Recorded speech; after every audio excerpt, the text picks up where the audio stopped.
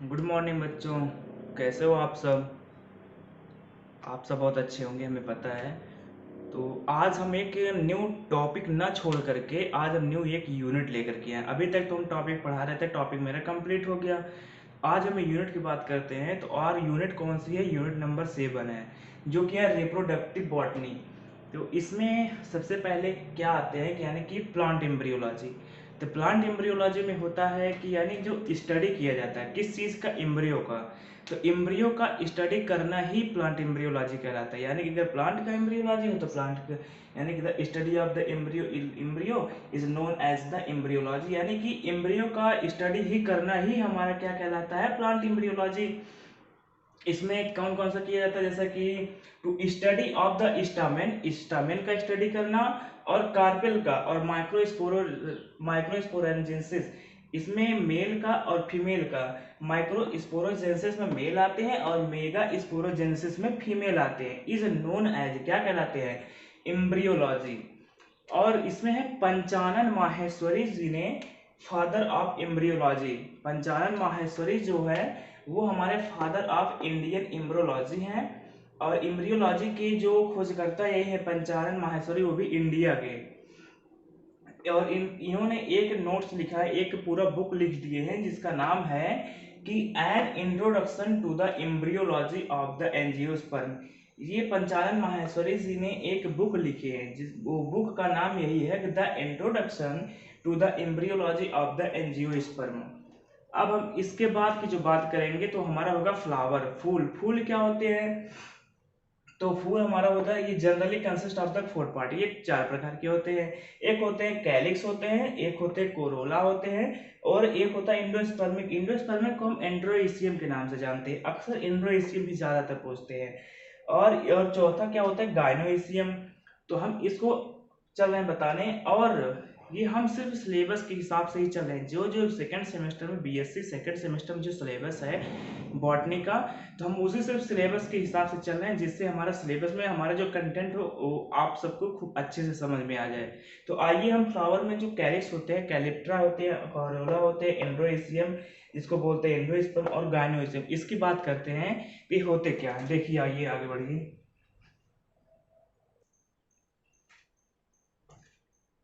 अब यहाँ पे बात आती है कैलिक्स की। तो कैलिक्स में होते क्या है? 5 सेपल होते हैं जो फ्लावर होते हैं। किस चीज़ के? जो हिबिस्कस रोजा होते हैं, जिसको हम बोलते हैं हिबिस्कस रोजा। पहले बता ही देते हैं कि हिबिस्कस रोजा में होते क्या है।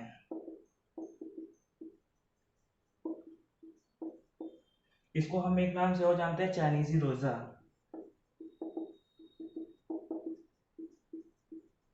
जिसको हम बोलते हैं गुड़हल।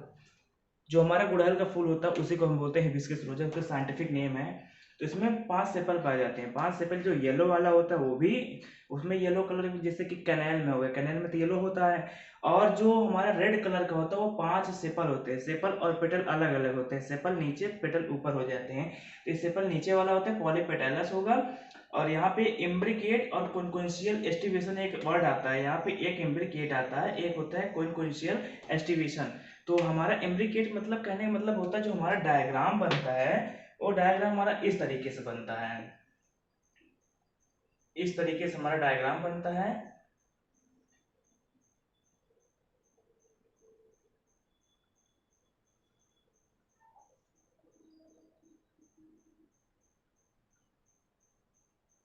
हमारा डायग्राम इस तरीके से बनता है। अभी हम इसको आगे चल करके खूब अच्छे से बना करके हम इसको बताएंगे। बाकी अभी ये इतना ही देखिए, सुनिए। इस तरीके से हमारा बनता है, और इसमें हमारा खूब सारे सारा इसमें पता चल जाता है कौन सा इम्प्लिकेट है, क्या इम्प्लिकेट इसमें नहीं है। सारा कुछ इसमें हमको पता चलता रहता है कि इसमें एक पार्ट होते हैं कि 4 पार्ट होते हैं कि 5 पार्ट होते हैं, इसमें सब चीज़ अभी हम बता रहे हैं। इसमें जो सेपल और पेटल होते हैं, यानी कि कहने का मतलब है इम्प्लिकेट में जो हमारा पेटल होता है और सेपल होता है, पेटल जो हमारा होता है वो एक दूसरे के आपस में वो टच करते नहीं है। उसमें एक दबा होता है, और बाकी का एक उठा एक दबा, एक उठा एक दबा होता है, उसको हम बोलते हैं इम्ब्रिकेट। और कॉन्क्वेंशियल का मतलब क्या होता है?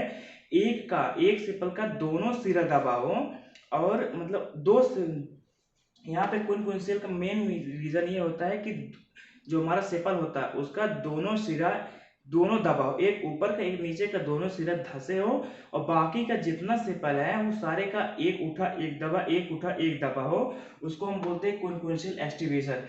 अब बात आते हैं यहाँ पे कोरोला की। तो कोरोला का जो होता है हमारा, इसमें 5 पेटल्स पाए जाते हैं और 5 पेटल या फिर उससे ज्यादा, यानी कि 5 या 5 से ज्यादा पेटाइलस होते हैं। और देखो इम्ब्रिकेट, इम्ब्रिकेट कहने का मतलब वही होता है जिसका एक दोनों सिरा धसा हो और बाकी एक का उठा एक का दबा, एक उठा का एक दबा का होता है।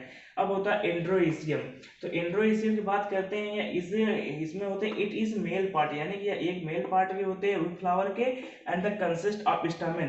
तो इसलिए हम इसको यहाँ पे स्टामेन का डायग्राम भी यहाँ पे बना दिए हैं। देखिए ये एक स्टामेन ही, ये एक पूरा फिगर का नाम स्टामेन ही है, इसको हम बोलते हैं स्टामेन।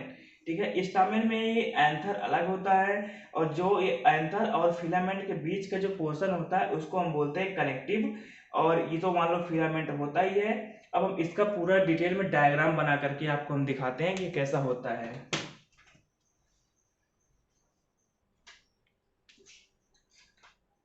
तो अब बात यहाँ पे आती है हमारा स्टामेन की। तो स्टामेन अभी हम बता रहे थे, तो इसमें 3 पार्ट होते हैं।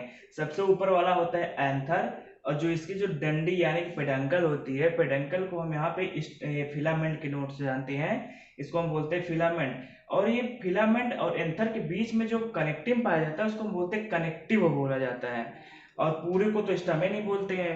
अब बात आते हैं जो हमारा ये एंथर इतना वाला पोर्शन है, जो एंथर है ये इतना वाला पोर्शन, इस जो एंथर को हम यहाँ पे देखो ये ट्रांसफर सेक्शन, इसको हम काट दिए हैं। यहाँ पे एंथर को देखो, ये एंथर किस प्रकार से है, ऐसे ही तो है, ऐसे है इस तरीके से। तो इसी एंथर को जब हम ऐसे कट कर दिए हैं, तो कट करने के बाद हमारा पोजीशन इस तरीके से दिखाई देने लगता है। एंथर हमको जब इस तरीके से दिखाते हैं तो इस ऊपर वाले के तो पूरा एंथर ही है, तो ये एंथर बन गया। और इस चीज को बोलते हैं माइक्रोस्पोरेंजियम, जिसको हम बोलते हैं पॉलन सैक के नाम से जानते हैं। और इसमें जो इस वाले स्टार जैसे सिंबल दिख रहे हैं, इसको हम लोग क्या बोलते हैं, पॉलन ग्रेन बोलते हैं। इसको हम क्या बोलते हैं, पॉलन ग्रेन बोल देते हैं। अब बात आते हैं एंथर। एंथर होता क्या चीज है, तो एंथर होता है it is the upper most fertile part, यानी कि ये एंथर यानी कि सबसे बाहरी पार्ट के होते हैं, upper most fertile part of the stamen. Stamen के सबसे बाहरी वाले लेयर यानी कि प्रोटेक्टिव लेयरिंग जिसको बोला जाता है वही होता है। एंड द कंटेन माइक्रोस्पोर, जिसको हम बोलते हैं पॉलन ग्रेन। अब बात आते हैं, इसको ट्रांसफर सेक्शन हो गया। अब इसमें हम बोलते हैं एंथर वाल। ये कितने प्रकार के होते हैं, 2 प्रकार के होते हैं, एक एंथर वाल होते हैं और दूसरा क्या होते हैं, माइक्रोस्पोरेंजियम। तो बात आती है एंथर वाल को, तो एंथर वाल हम बोलते क्या है, कहते क्या है, it is the protective covering which is the present around the microsporangium, it is the differentiate into 4 type. यानी कि ये जो होते हैं एंथर वाल, ये सबसे बाहर यानी कि प्रोटेक्टिव लेयर, किसी चीज को ये ढकने का काम करते हैं, प्रोटेक्ट करता है, उसको ढांकते हैं और इन पर कवरिंग होती है। और इसमें प्रेजेंट होते हैं क्या क्या होते हैं, एक होता है एपिडर्मिस प्रेजेंट होता है, एक होता है एंडोथीसियम, और तीसरा होता है मिडिल लेयर, और होते हैं टेबटम।